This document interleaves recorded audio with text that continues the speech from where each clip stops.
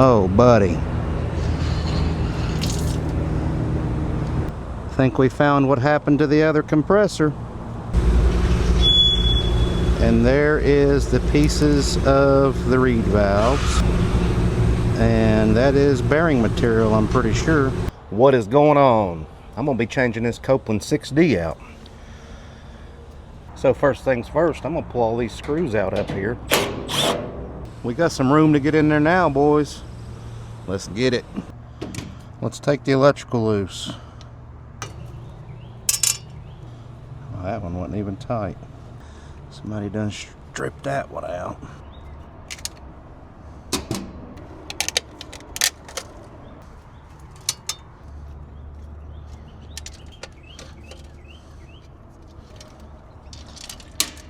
Now that that's loose, I will have to remove this. Those are sometimes a pain. Those brass screws, people don't get the right screwdriver or something and don't seat it all the way down in there and round them out.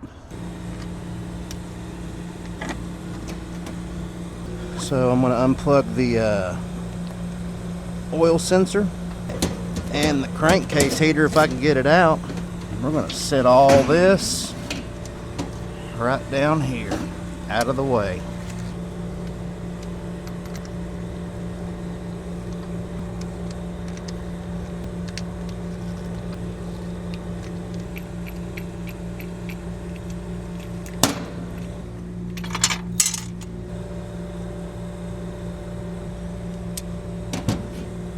And here in a minute, or somewhere in this video, I will show you guys how to fix this. Yep.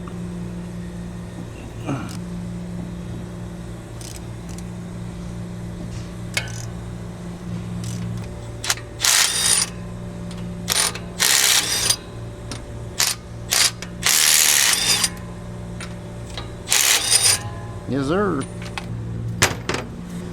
These you can normally get loose with an adjustable. Get them on there good and tight. Give them a tap.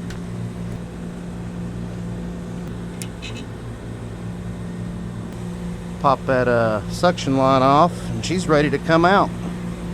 So I'm going to get this thing rigged up.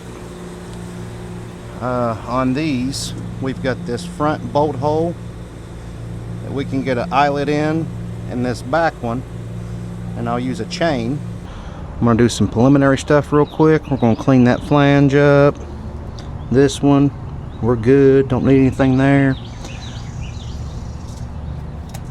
Got that old gasket off. We just need to clean that up a little bit.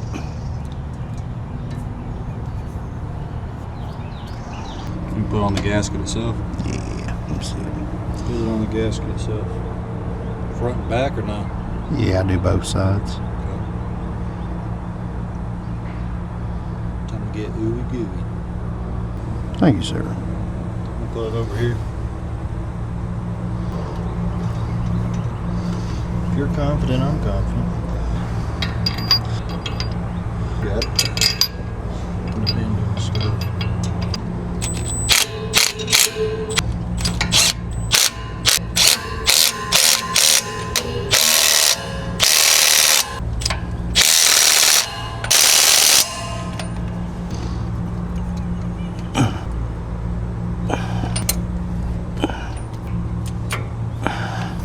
Where'd I throw them hoses? Those hoses? Yeah, those hoses.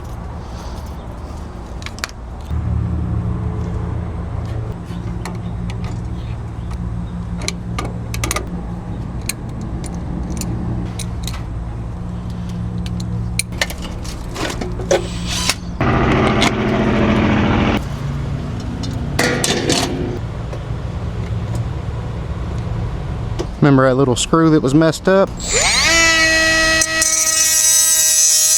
We can tighten that thing up.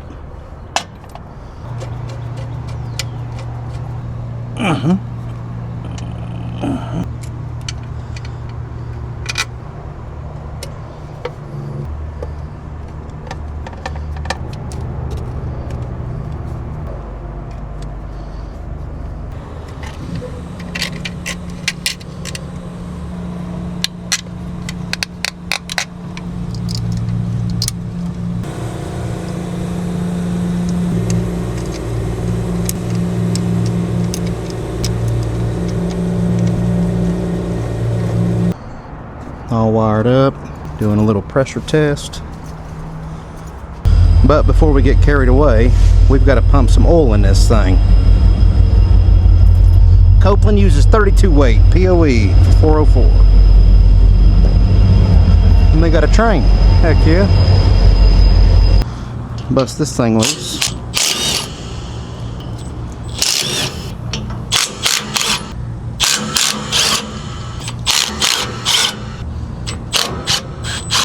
Got all my nuts and bolts. Oh, buddy. Think we found what happened to the other compressor. Think I seen some pieces of reeds in the bottom of this thing. Oh, we got copper. So that old motor definitely had a bearing failure. And there is the pieces of the reed valves. And that is bearing material, I'm pretty sure. Alright guys, quick tip. If you're having trouble getting a gasket out, like I've been working on this for a minute, sometimes you can get right under them and pull the whole thing out in one piece or a few pieces. But this one's really fighting me. So a trick is, that gasket's dry.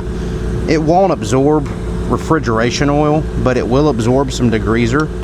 So if you get some degreaser on that thing, it'll start to soak into it and it will soften it up. And it will make it much easier to get the rest of it out.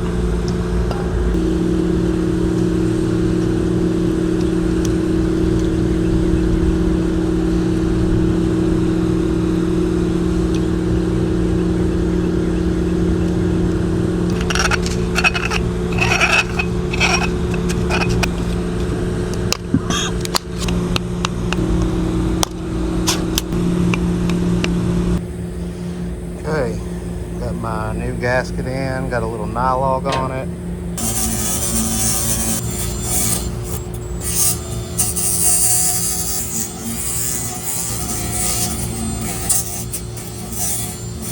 Here we go.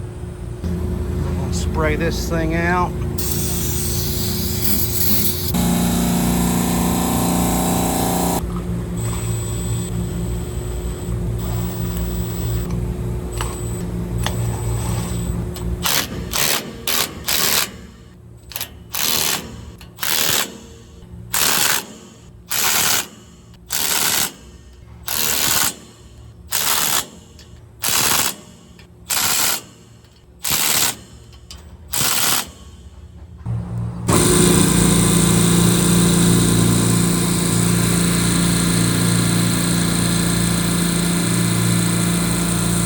Hey guys, so I'm actually out here the next day from when I first started this video. I went to start this motor up, and a lot of the times I will do stuff off camera just to be sure, so I can focus attentively and catch issues and not really worry about the filming.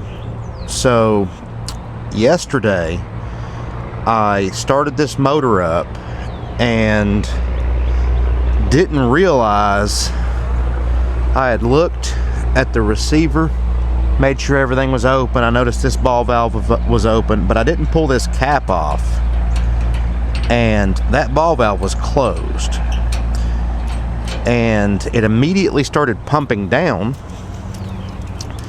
But that wasn't the problem. The problem was I had my gauges on it. And the first thing I like to do on a new compressor startup is I'll be on the suction and the oil pressure test port to make sure we got good oil pressure. It's the first thing I do on a brand new motor. So we had put some oil in this thing yesterday, and when I started it up, I'm checking the oil pressure, and I've got 50 psi net for about a minute, and then my suction starts bottoming out. And it bottomed out to the point that it went below the cutout that the low pressure control is set at. So anyway, off camera, I took this apart and got my meter on there, tried to adjust it, and it's broken. it will not open. It just stays closed all the time, even if it's down in a vacuum.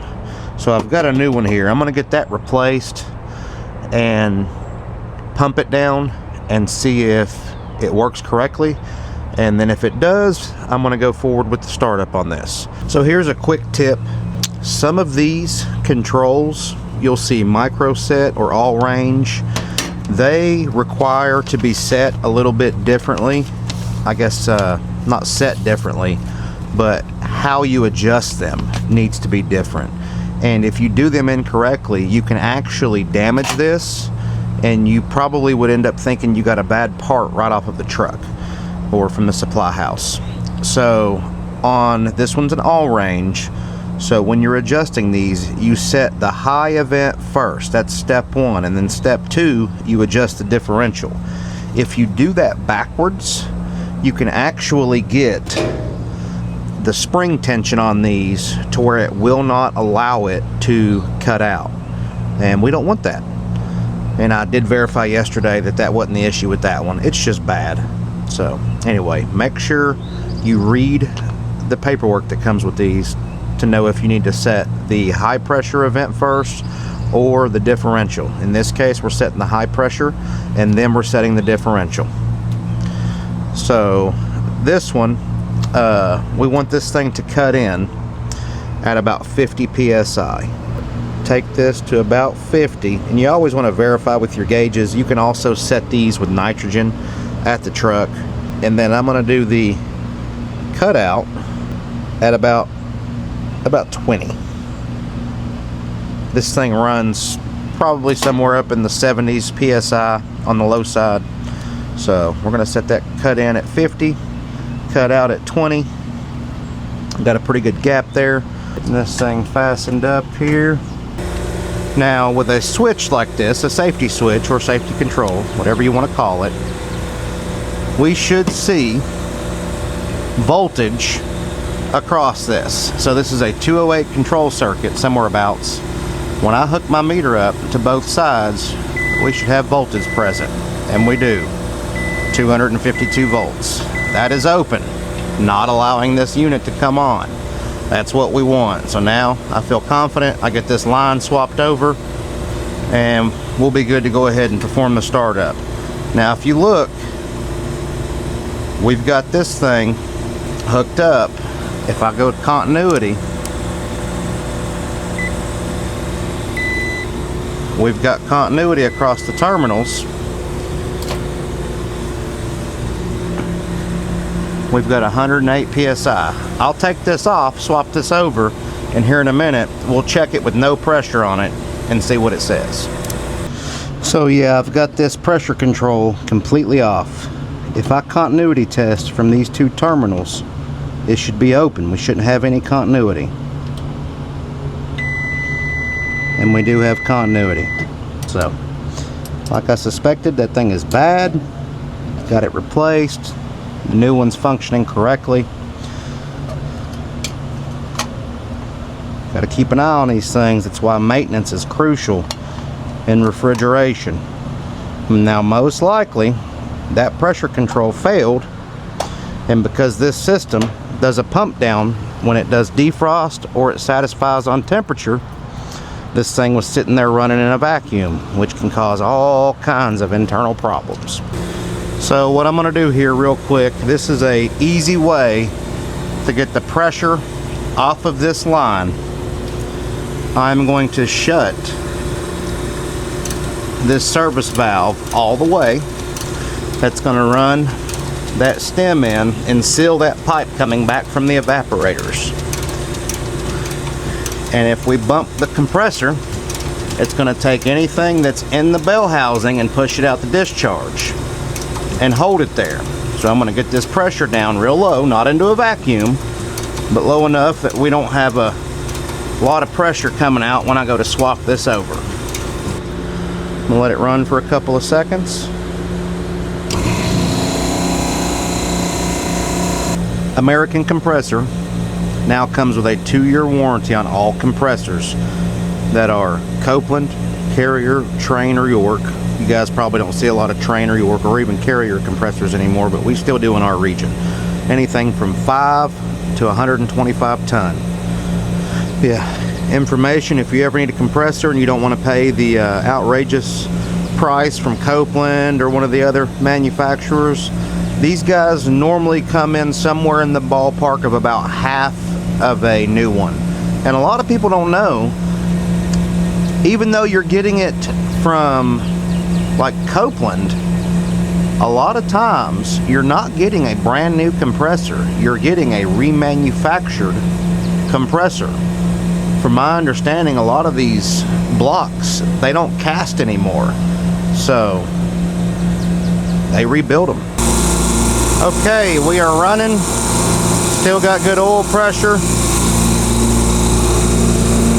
discharge pressure's good, our temp's not too high, which is a good thing. Let's check our amp draw.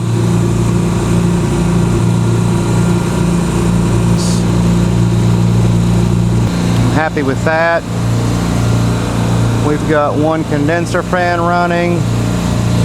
Alright, I just got done filling out all my warranty paperwork. Compressor looks like it's operating good. Good and cool coming back, which is good. Keep the motor cool. And yeah, all the amp draws normal. Smell a little bit of that paint getting warm. Heads are staying nice and cool. Nothing crazy, which it's not super hot outside yet. It's, I don't know, 73 degrees.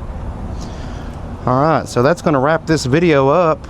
And if you stayed till the end, make sure you give it a like. I'd appreciate it. Share it to a friend.